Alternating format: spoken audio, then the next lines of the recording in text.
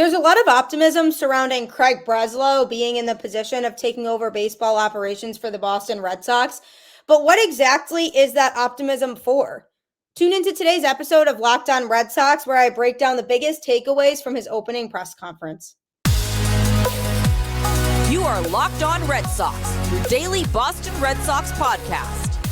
Part of the Locked On Podcast Network, your team every day.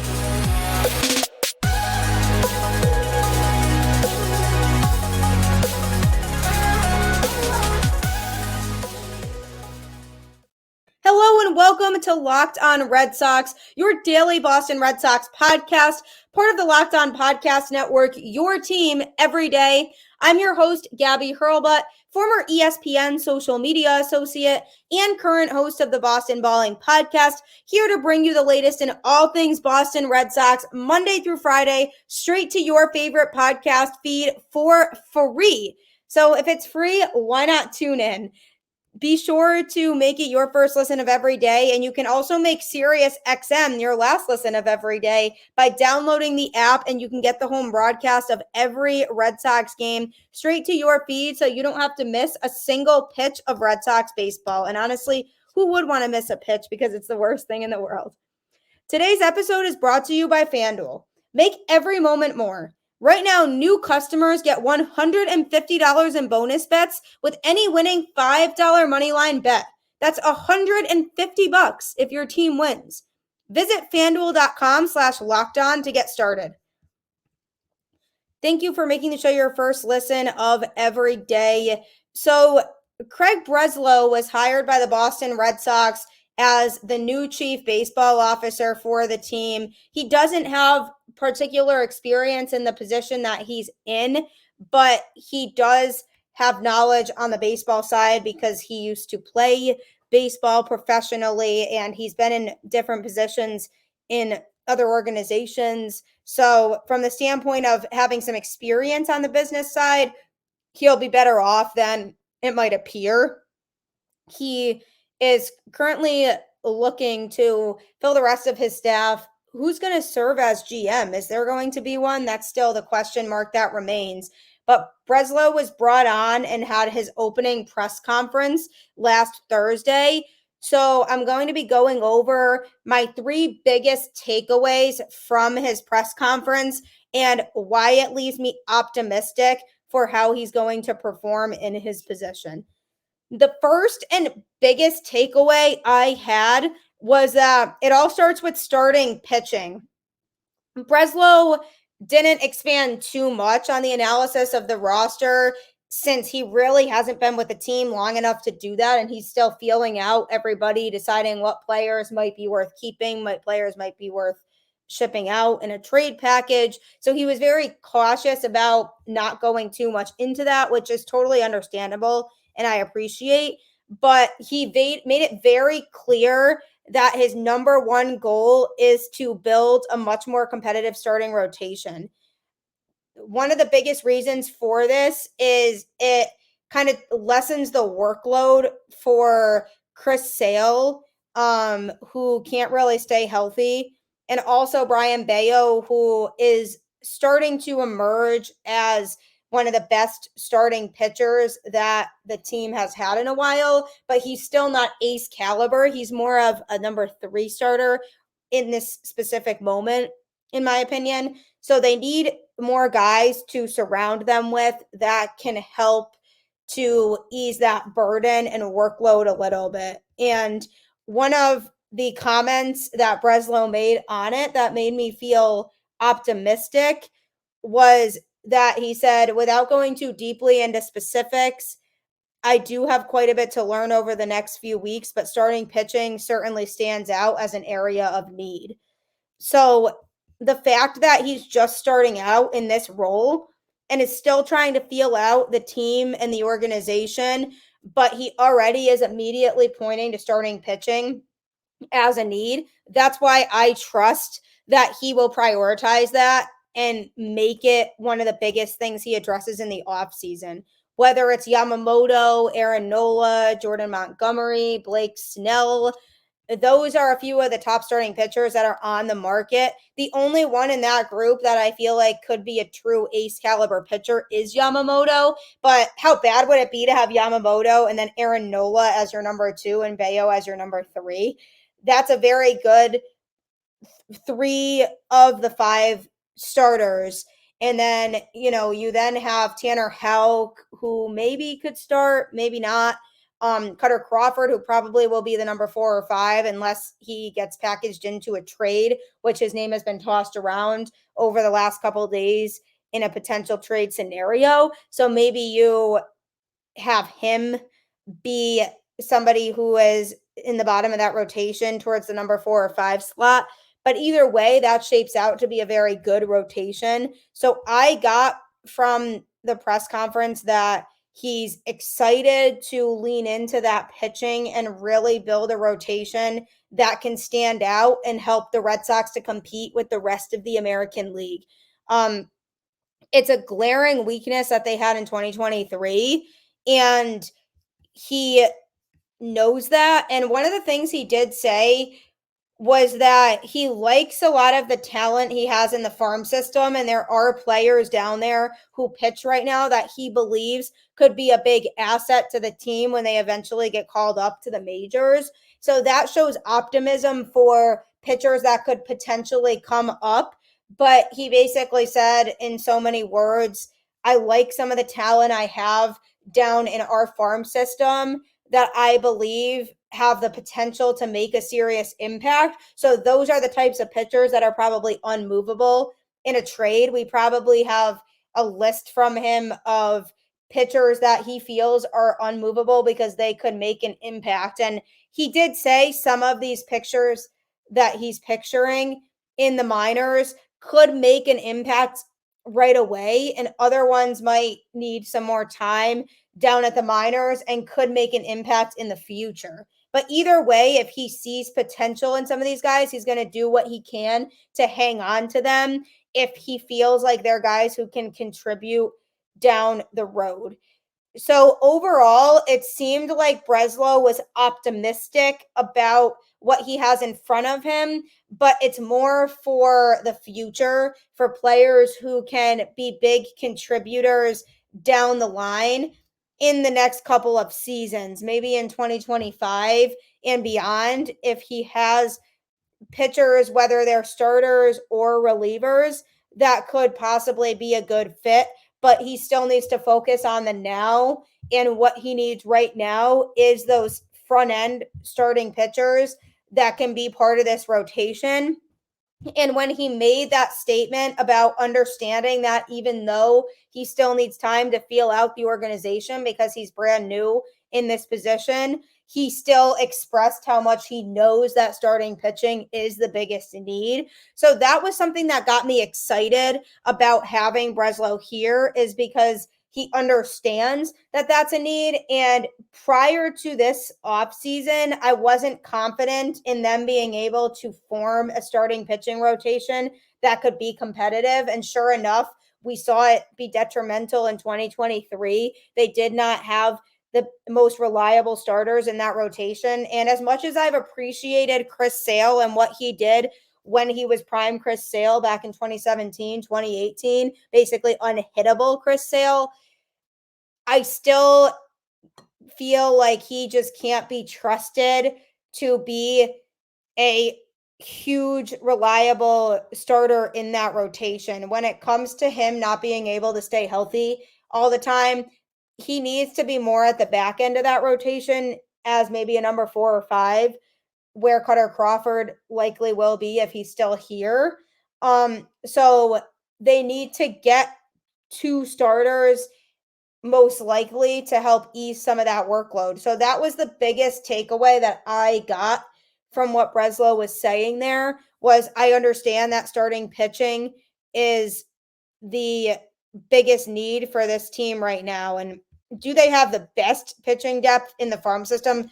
By no means do they. And that is still a big weakness of the farm system. But the fact that he was able to identify some talent down there that he feels have the potential later on is definitely promising. So let's go get some pitching and make this rotation back to being competitive, because that is the biggest piece of the puzzle here. Are you really into sports betting, or are you trying to just start off in sports betting? Either way, whatever your ability level is, FanDuel has you covered. Score early this NFL season with FanDuel, America's #1 sportsbook. Right now, new customers get $150 in bonus bets with any winning $5 moneyline bet. That's $150 if your team wins. If you've been thinking about joining FanDuel, there's no better time to get in on the action. The app is so easy to use. There's a wide range of betting options, including spreads, player props, over-unders, and more. So visit FanDuel.com/LockedOn and kick off the NFL season. FanDuel, official partner of the NFL.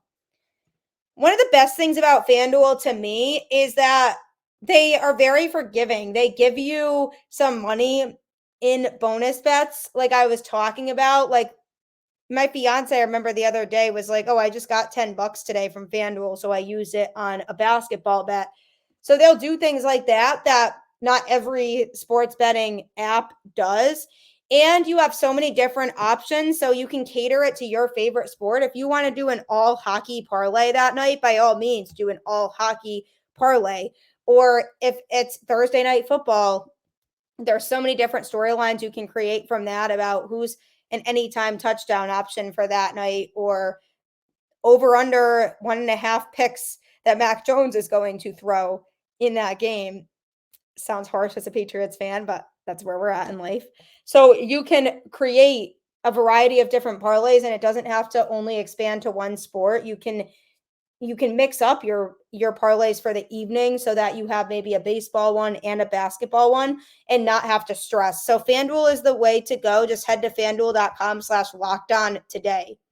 Also, don't forget to download the SiriusXM app today, because you can get the home broadcast of every Red Sox game straight to your feed, so you don't have to miss a single pitch. So if you're driving and you have a long road trip and you'll be bored and you can't watch the game, you can certainly listen to it on your phone and still feel like you're in on the action and not out of the loop with what's going on. Because with my luck, honestly, that would be the day that the Red Sox get this big comeback win that they walk off in the end, one of the most exciting baseball games ever, and I miss it.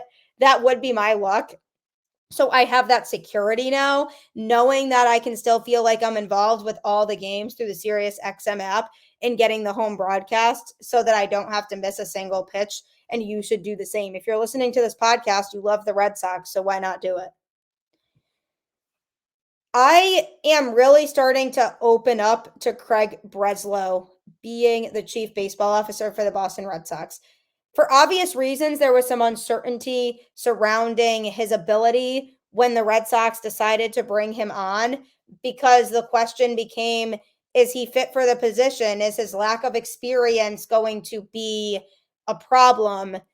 But it seems like he's been able to step back a little bit after the excitement of getting hired to now really examine the team he has in front of him and see what work needs to be done. And one of the biggest words I could use to describe what I got from his opening press conference last Thursday was decisiveness. I felt like oftentimes in Chaim Bloom's press conferences, he was kind of half in and half out in terms of how he was answering questions or his goals for the team or what he needed to address immediately. And I don't know if that was just a tactical thing. Like, I can't give away too much because that's just how it is, so that other teams don't understand what I'm going for to try to step on my toes. Or if it was more just that he was indecisive and couldn't really make those types of decisions until he really thought it through more. But Breslow was very direct in what he was talking about and honest when he said, pitching is the biggest need of this organization right now. So overall, from the whole press conference, I would use the word decisiveness at something that really stands out to me from what Breslow was saying. The next big idea after him saying starting pitching is the biggest need and really just pitching in general, the next thing that stood out to me was that the Red Sox are heavily invested in spending again. They did make a couple of free agent spending moves over the last couple off seasons, like when they signed Trevor Story in free agency and then they signed Masataka Yoshida.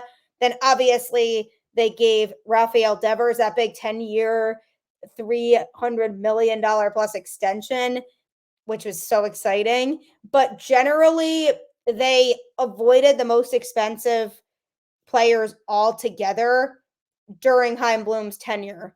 And whether that was an ownership thing saying we don't want to spend money right now because this organization is not worth investing in right now, or Chaim Bloom was saying we need to focus more on the farm system, something went down there to the point where they were very hesitant to spend money. That very clearly seems to be changing. The Red Sox have been reported in multiple scenarios of landing Ohtani and Yamamoto, or one or the other, most likely. And it seems like the attitude overall for the Red Sox has changed, and it seems like they are willing to go out and spend on those types of guys that they weren't necessarily willing to go out and spend money on in the last few seasons. Red Sox chairman Tom Werner, who was also in the press conference, said, "We know that we have to be competitive next year," and then said straight up, "We are going to be competitive next year. We have to be full throttle in every possible way." He hasn't decisively said that confidently in a while. When they say we are going to be competitive next year, everybody just watched the Texas Rangers win the World Series. They went out and they spent money on the right free agents and got the right pieces in place for them to go out and win it all. And they showed that spending money on the right players can work. And the Red Sox saw that, and they can be like that, and they can get back to that. They just have to make the right moves to make that work. And as an organization, they seem more sold on that and willing to do that. Craig Breslow is all in on it. He said, "I don't see financial resources as a limiting factor." I think that was something that was clear in the conversations that we had. Obviously, I think we have to line up a number of variables there, basically talking about Ohtani and Yamamoto and if either of them would be a good fit, basically saying there's a lot of things that have to line up. But the refrain I will keep hammering in these conversations is that there is a relentless interest in winning from all parties. That's a powerful statement, a relentless interest in winning from all parties. All parties includes the Boston Red Sox.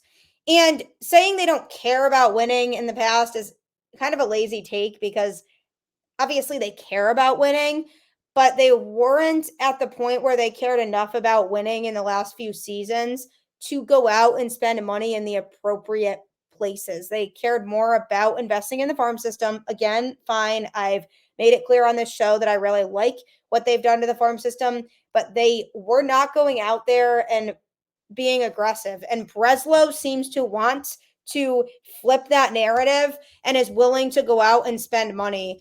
What he was talking about when he was saying we want to win is that we're not going to hold back on anything that it takes to win. And I believe him. I think the Red Sox really needed to bring somebody in who had that type of mindset, and they were seemingly looking for somebody who was going to come in and not be willing to just sit back and relax and wait for the best opportunity to come, but actually go out there and get it. And they must have really liked about Breslow that he was willing to go out there and spend because that is what the Red Sox need. So I like that about him. I don't think he's going to sit pat and we're going to have a quiet beginning of free agency like we were used to seeing during Chaim Bloom's tenure. I think he's going to go out there and he's going to really attack it full throttle. And he's going to go and have those conversations with the players that are worth bringing in. And I think the Red Sox are more prepared now to throw a bunch of money at some of these free agents because we know that they can. So that was another thing. And that goes back to the decisiveness of him, is that I really liked that he pointed out that they want to compete and they are going to be competitive. And he doesn't see financial resources as a limiting factor, as in we should be able / willing to spend the money we need to get some of these guys in a Boston Red Sox uniform. And honestly, props to Craig Breslow, because the Red Sox need that type of attitude. Coming up, I'm going to be talking about the third biggest takeaway I had from Craig Breslow's opening press conference as the new chief baseball officer for the Boston Red Sox. What is he going to bring to this organization? You can get the Boston Red Sox content every day to your favorite podcast platform. Just download Locked On Red Sox and continue to subscribe, continue to leave a review, share it with your friends and family, and continue the conversation on Twitter. I'm on Twitter at Gabby Hurlbut10. I love to start conversations there, pose a question for people to answer about certain scenarios related to the Red Sox, and especially now during free agency. I hope you all have Ken Rosenthal and Jeff Passan's tweet notifications on, because this is those two's busiest time. They will be on it and after it, and we're pretty lucky to have as good of MLB insiders as we have that are always on top of the information, but you won't want to miss anything that the Red Sox do or any moves that are made. So as we navigate through this free agency period and the Red Sox do make some moves, be sure to follow me on Twitter and we can continue the conversation there. You can also follow the show on Twitter at LO_Red Sox, and you can get some links to episodes if you missed it, or if I have a guest coming on, you can certainly get the info from that there in case you missed it. Speaking of guests, be sure to tune in to next week's episodes. I have a slate of guests coming on that are very familiar faces, and you certainly will not want to miss it. So be sure to tune in all of next week for some special surprise guests. Also, don't forget to download the SiriusXM app and search Red Sox, because you can get the home broadcast of every game straight to your feed. And honestly, if you don't want to miss a game, that's the easiest solution, because you don't have to worry about clearing your schedule to come home and sit on your couch and watch a game. If you have something planned one night, don't feel like you need to move that around to watch the Red Sox. You can just listen to it on the go. So download the SiriusXM app. It's a great resource to have. Craig Breslow has joined the Boston Red Sox staff as the new chief baseball officer, and he will hopefully give Alex Cora a roster in 2024 that can be competitive. He seems confident, mature, knowledgeable, and decisive. Those are the four biggest words I can use to describe Craig Breslow. And in his opening press conference last Thursday, he was very poised and seemed very optimistic about the future of this franchise as well as the now. And there needs to be somebody who's like that, because the Red Sox need a confident person in the position. The last big thing that I took away from Breslow's opening press conference that he plans to prioritize is a right-left balance for this team. They have a lineup that's very lefty-heavy right now, and I've been hoping for a while that they would get some right-handed bats in there. So the hope is that the Red Sox bring in a right-handed bat to help balance out that lineup. Breslow explained that he wants to prioritize that. And while he's prioritizing that and he's looking for a right-handed bat, he wants it to be somebody who can play solid defense, because before Trevor Story came back after missing the first 4 months of the season due to an elbow surgery, the defense of the Boston Red Sox infield was not pretty. I think their defensive metrics would have been a little bit better had he been playing all season, because he helped elevate that defense when he came back. But up until then, it was very much not good. The middle infield in general is something that needs to be shaped out. I think second base is a position that Breslow said he wants to prioritize, sign somebody who's a proven second baseman and can play defense. And if you can get that 1-2 punch with Story at shortstop and a second baseman, then they'll be in good shape from a middle infield standpoint. Because if Story has a regular double play partner to go to, that can be a very beneficial thing for him. They can't have this revolving door at second base like they had last season. And you can't just rely on a group of players that you have now to fill the spot, because I do like Pablo Reyes. I like what I saw from Emmanuel Valdez. Luis Urias, not as much. I mean, that was just a pickup at the trade deadline for them to say they did something and they brought him in, but he really was mediocre. So relying on those guys to be the full-time second baseman is just a risky move for the Red Sox to make. So that is another position I think they look outside the organization for. I know Breslow was mentioning the idea of bringing in somebody who is an experienced veteran that has good defensive numbers, because I think they want to start with that, because he understands that the Red Sox have a good competitive lineup. So he wants to start by having somebody come in who's good defensively and has shown that they can play defense well in the middle infield, and have that person go hand in hand with Trevor Story. So it needs to start there. But a bonus for that second baseman would be that they are also a right-handed bat. I think he wouldn't really consider left-handed bats as much to fill that void at second base. I think they would like to pull somebody who has benefits in terms of their defense, as well as balancing out that lineup with a right-handed bat. Because think about how good the Red Sox lineup was in 2023. They had top 5 metrics in a lot of offensive categories, but imagine how much better and scarier they could be if they had another right-handed bat in there to balance everything out. So Breslow would like to establish more of that left-right balance, and also wants to fix the defense that this team displayed, because in 2023, they lost way too many games because of their defense, and that's something that should be fixable. I mean, if you're a Major League Baseball player, you should be able to play defense at your position. That is just the reality at the end of the day. I'm looking at players like Devers. He needs to get better defensively. Casas came a long way with his defense as the season progressed. So you're pretty set on the corners, because those two guys are players who are going to be here for years to come now. I mean, Devers definitely is, and I'm assuming Casas is, because he's likely the first baseman of the future. But it's really that second base and shortstop, because Story will likely stay at shortstop from what Breslow was saying, and will play defense there well, because we know that he has a good arm, and the elbow surgery really did improve his arm strength.